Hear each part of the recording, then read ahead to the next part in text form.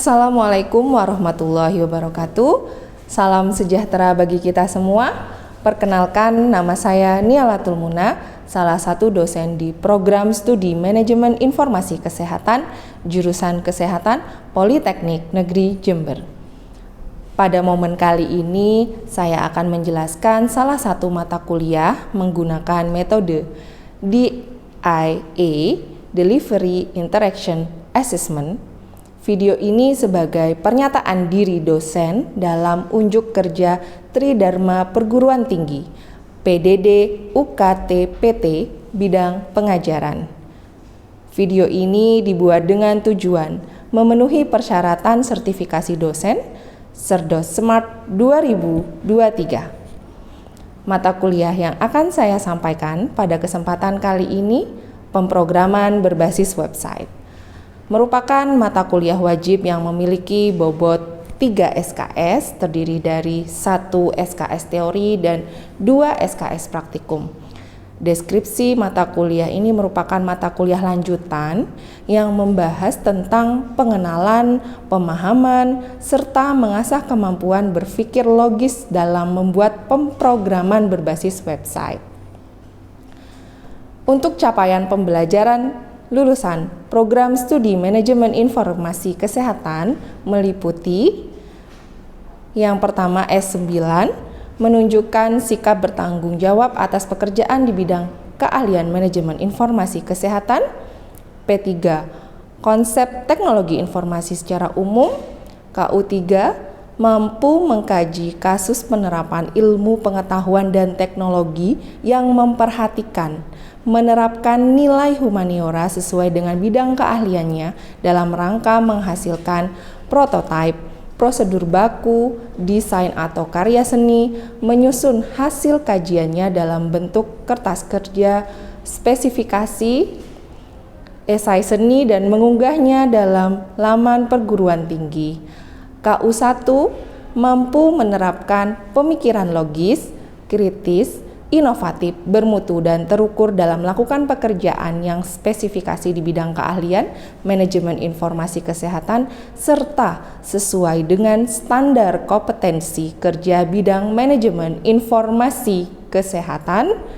KK3, mampu berkolaborasi dalam tim dengan komunikasi efektif untuk melaksanakan seleksi dan pengembangan sistem informasi bidang kesehatan. KK18, mampu merancang, mengembangkan struktur isi, rekam medis, dan standar data kesehatan dengan sistem manual dan elektronik untuk memfasilitasi rekam kesehatan elektronik, catatan kesehatan pribadi, kesehatan masyarakat, dan sistem administrasi lainnya. KK27, mampu merancang, mengembangkan sistem informasi kesehatan berbasis desktop, website, mobile, ataupun image atau citra sesuai dengan perkembangan teknologi dan mengelola database di fasilitas pelayanan kesehatan. Adapun materi mata kuliah pemrograman berbasis website terdiri dari dasar-dasar dan pengembangan mempelajari bahasa HTML, CSS, JavaScript, PHP, kode igniter framework, dan FPDF.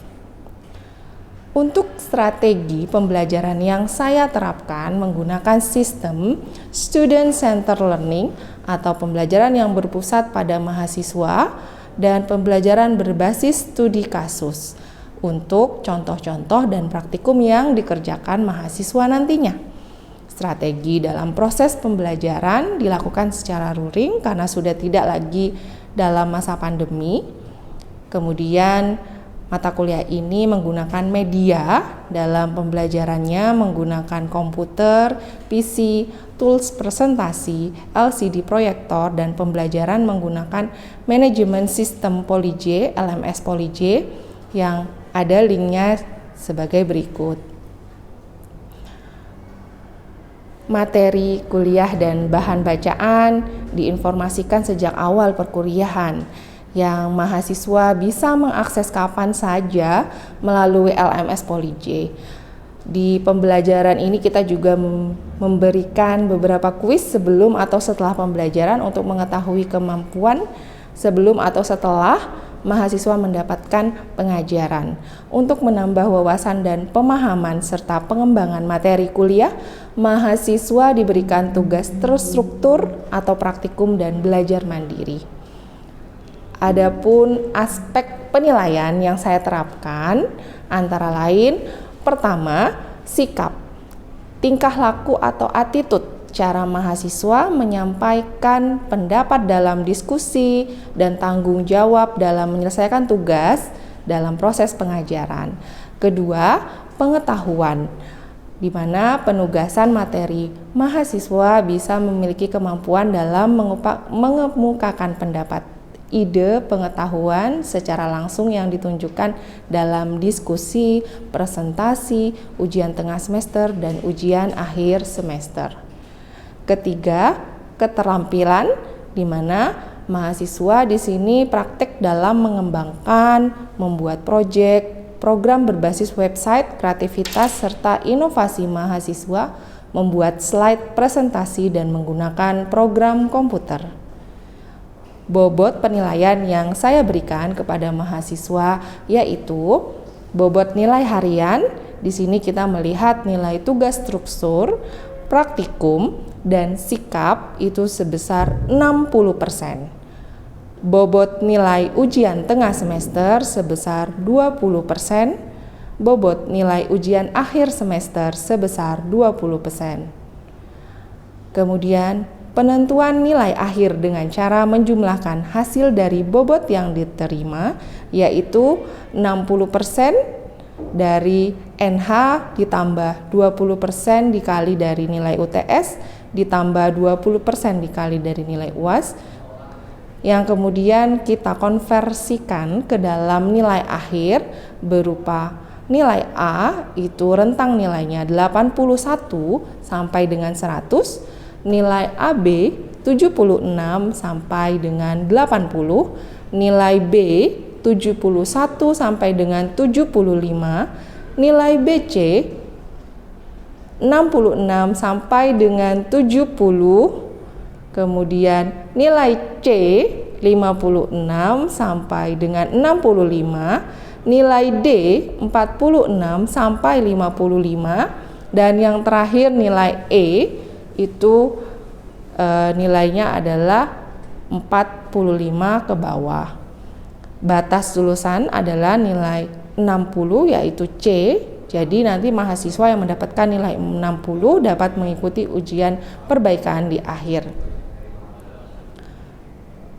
Kemudian tugas yang dikerjakan ada yang bersifat individu, secara mandiri diselesaikan, dan ada yang dikerjakan kelompok dalam membangun program aplikasi berbasis website. Penugasan ini saya sesuaikan dengan bahan kajian atau materi pembelajaran. Nah, seluruh penugasan itu terpusat dikumpulkan pada LMS Poly-J dengan format sesuai dengan pertemuan yang sudah dituliskan dan diberikan keterangan di setiap pertemuan pada LMS. Mahasiswa juga akan ditunjukkan hasil kalkulasi dan konversi nilai dari penggabungan jumlah nilai dari masing-masing dosen dalam satu tim teaching.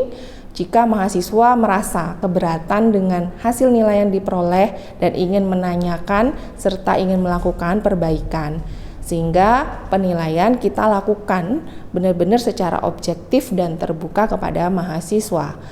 Dosen juga sangat terbuka menerima kritik dan saran untuk perbaikan diri dalam perkuliahan pengajaran ini. Setiap akhir semester akan ada penilaian terkait pembelajaran di masing-masing mata kuliah. Mahasiswa juga diperbolehkan secara langsung berinteraksi dengan dosen untuk diskusi ataupun bertanya. Setiap perkuliahan, dosen menekankan pada mahasiswa untuk lebih disiplin, di mana toleransi keterlambatan masuk perkuliahan dan praktikum adalah 10 menit. Mahasiswa menggunakan seragam rapi, menaati tata tertib yang ada di laboratorium dan ruang perkuliahan. Jika terdapat mahasiswa yang berhalangan hadir, dapat mengirimkan surat izin dari orang tua atau surat keterangan dokter atau surat izin lain yang sah sesuai dengan keterangan yang diberikan. Mahasiswa dapat melihat referensi yang dapat digunakan pada mata kuliah pemrograman berbasis website yang terdiri dari referensi utama, berikut bisa dilihat, kemudian mahasiswa juga dapat melihat referensi pendukung dari mata kuliah pemrograman berbasis website. Setelah video ini ada cuplikan dari proses pembelajaran mata kuliah pemrograman berbasis website secara luring. Assalamualaikum warahmatullahi wabarakatuh. Waalaikumsalam warahmatullahi wabarakatuh. Bagaimana kabarnya untuk golongan C? Alhamdulillah. Untuk hari ini apakah ada yang tidak hadir? Tidak ada, Ibu, hadir semua. Oh, nihil ya, masuk semua, alhamdulillah. Baiklah, untuk pertemuan kali ini kita akan membahas, sebelum kalian nanti praktek ya, kita akan membahas mengenai mata kuliah pemrograman berbasis web. Untuk temanya di sini ya, mata kuliahnya itu adalah kode Igniter ya. Di sini saya next. Sebelum saya menjelaskan, saya akan membacakan terlebih dahulu capaian pembelajaran mata kuliah di sini. Ya, yang untuk kalian ketahui, yang pertama itu mahasiswa mampu memahami dan menerapkan konsep teknologi serta menerapkannya secara logis dengan cara mampu merancang, mengembangkan pemrograman berbasis website secara mandiri dan bertanggung jawab. Kemudian yang kedua, mahasiswa mampu bekerja sama dalam kelompok dan kemampuan dalam membuat aplikasi berbasis website serta meningkatkan kemampuan dan kreativitas dalam memprogram sistem informasi berbasis website melalui kerja kelompok dan kegiatan presentasi dalam membuat proyek pemrograman berbasis web. Ya, bisa dipahami? Bisa. Oke, saya lanjutkan. Untuk kemampuan yang diharapkan di sini nantinya, yang pertama, mahasiswa mampu memahami pengertian dan konsep serta contoh dari framework ya. Kemudian mahasiswa mampu memahami dan menginstal framework kode Igniter. Di sini kita menggunakan toolsnya. Kemudian mahasiswa mampu memahami dan menerapkan konsep model view controller MVC ya. Dan yang terakhir, mahasiswa mampu mengoperasikan dan membuat sistem informasi menggunakan kode Igniter. Nah, sebelum saya menjelaskan di sini ya, ada yang sudah mengetahui apa itu framework? Saya, Ibu. Silakan berdiri. Ya, menurut saya framework adalah struktur atau kerangka kerja. Oh, baik. Mungkin ada yang mau menambahkan? Saya, Ibu. Ya, silakan. Framework itu seperti, Bisa menghadap ke teman-temannya ya. Ya. framework itu seperti tempat wadah dalam membuat atau membangun kode-kode dalam Apa? sebuah seperti di dalam aplikasi. Oh, jadi kerangka kerja Kerangka gitu. kerja. Ya, oke.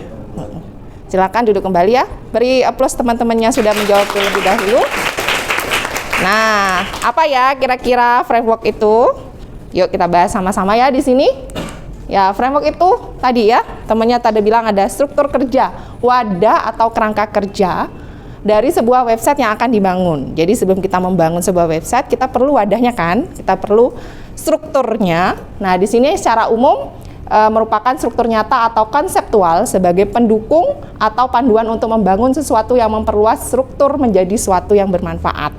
Ya, kemudian di sini juga dalam sistem komputer sebuah kerangka kerja yang sering kali merupakan struktur berlapis yang menunjukkan jenis program, apa yang dapat atau harus dibangun dan bagaimana mereka akan saling terkait. Tadi kan untuk mengumpulkan kode-kode kata temennya. Nah, itu bisa ya, karena kita perlu suatu rangkaian, ya, suatu wadah tempat kita nanti menyimpan kode-kode yang sudah kita buat atau yang akan kita bangun. Nah, di sini disebut sebagai framework. Berbeda ya dengan sebelumnya kalian sudah mendapatkan materi yang di awal ya untuk berwebsite di Native ya. Native itu kita langsung mengkode, di situ ada HTML, PHP. Nah, di sini kalau di framework itu nanti bahasanya sama, yang kita gunakannya ada HTML, ada PHP, ada JavaScript, ada CSS. Akan tetapi perbedaannya adalah kita sudah diberikan struktur atau wadah dan kerangka kerjanya di sini. Ya, bisa dipahami? Oke, kita lanjutkan. Nah, di sini framework juga ya, dalam menggunakan framework banyak ya kelebihan-kelebihannya.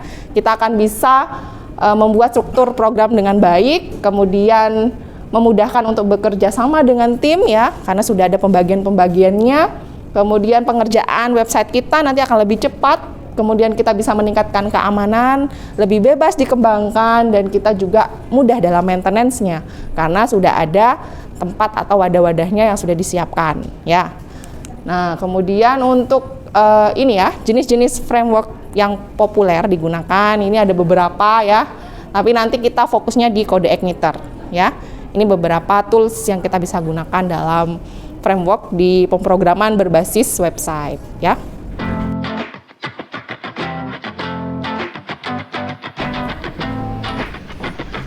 Silakan yang mau bertanya. Ada yang ingin bertanya? Ya, silakan. Izin bertanya. Jadi saya ingin bertanya, apa perbedaan dari contoh implementasi MVC model view control pada pemrograman berbasis website? Seperti itu. Pertanyaan. Oh, sudah itu saja? Ya. Silakan duduk. Baik, saya akan menjawab ya tadi pertanyaan dari temennya. Bagaimana implementasi, contohnya, apa sih contohnya ya Bu ya, perbedaan. Oh, perbedaan dari contoh implementasinya untuk model, view, dan controller ya.